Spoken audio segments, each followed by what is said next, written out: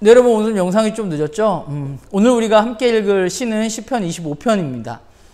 시라는 게 그런 것 같아요. 우리가 시를 읽을 때 무언가를 막 분석하고 분해하면서 시를 읽진 않잖아요. 우리가 시를 읽으면서 시인의 감정, 시인의 느낌을 우리가 함께 느끼고 또 그것에 공감하면서 우리가 시를 읽는 것인데, 그렇기 때문에 우리가 시를 읽을 때는 뭔가 분석적으로 읽기보다는 우리가 시인을 좀 바라보고 또 시인의 마음, 또 나의 마음에 대비시켜보고 하는 일들을 했으면 좋겠습니다.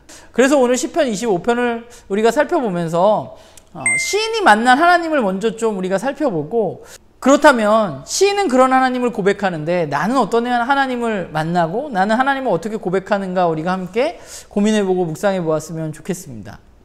그리고 두 번째는 오늘 시편 25편을 읽어보면 시인은 여러 가지 어려움에 처해 있는 것 같아요. 밖으로는 자신을 괴롭히는 원수 같은 무리들이 있고요. 안으로는 내 안의 죄성 때문에 괴로워하는 모습들을 가지고 있는데, 그런 상황들 가운데 시인은 어떻게 행동하는지 우리가 좀 살펴보았으면 좋겠고, 또 나는 그 시인의 삶을 살펴보면서 나는 나의 삶 속에 여러 가지 어려움들에 직면하게 되었을 때 나는 그것들 가운데 어떻게 행동하고 무엇을 의지하면서 살아가고 있는지에 대해서 우리가 좀 함께 묵상해 보았으면 좋겠습니다.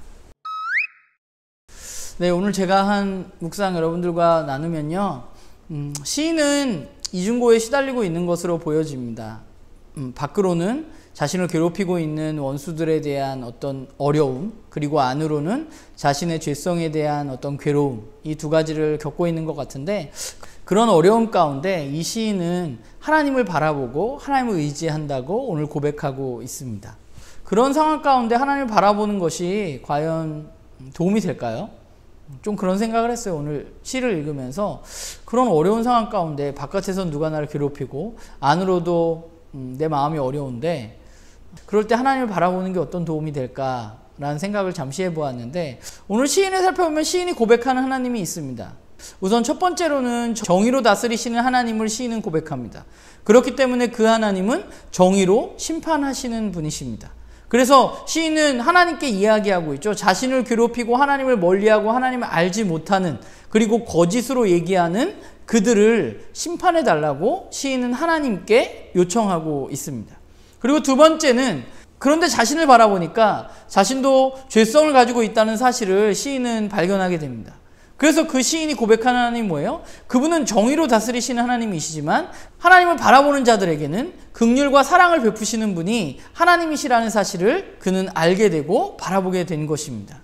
그래서 내 삶 가운데 죄된 모습이 있지만, 그러나 그 부분에 대해서 내가 하나님을 바라보니 하나님 나에게 긍휼과 관용을 베풀어 주십시오, 긍휼과 사랑을 베풀어 주십시오 라고 이야기하고 있는 것입니다. 하나님은, 시인이 고백한 하나님은 그런 거죠. 정의로 이 세상을 다스리시는 분, 그리고 긍휼, 그분을 바라보는 사람들에게 긍휼과 사랑을 베푸시는 하나님이십니다. 저도 시를 살펴보니까 제가 고백하고 있는 하나님도 시인의 하나님과 마찬가지입니다. 저도 정의로 다스리시는 하나님, 그리고 긍휼을 베푸시는 하나님, 저도 그렇게 하나님을 고백합니다. 그렇게 생각하다 보니, 그러면 나는 내 삶의 어려움에 처해져 있을 때 나는 그 하나님을 바라보고 정말 그 하나님을 의지했는가 라는 생각을 잠시 해보게 되었습니다. 그런데 생각해 보니까 제 삶에 어려움이 있을 때 저는 제 스스로 그 문제들을 해결하려고 굉장히 부단히 노력했던 것 같아요.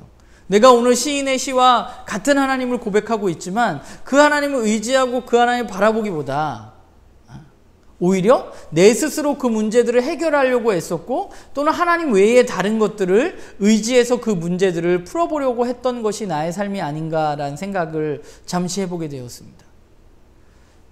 하나님을 알고 하나님을 경외한다는 것은 어떤 것일까? 바로 그것은 오늘 시인이 했던 대로 나의 상황을 하나님께 주장하는 것입니다. 그 하나님의 성품에 내 상황을 주장하는 것입니다.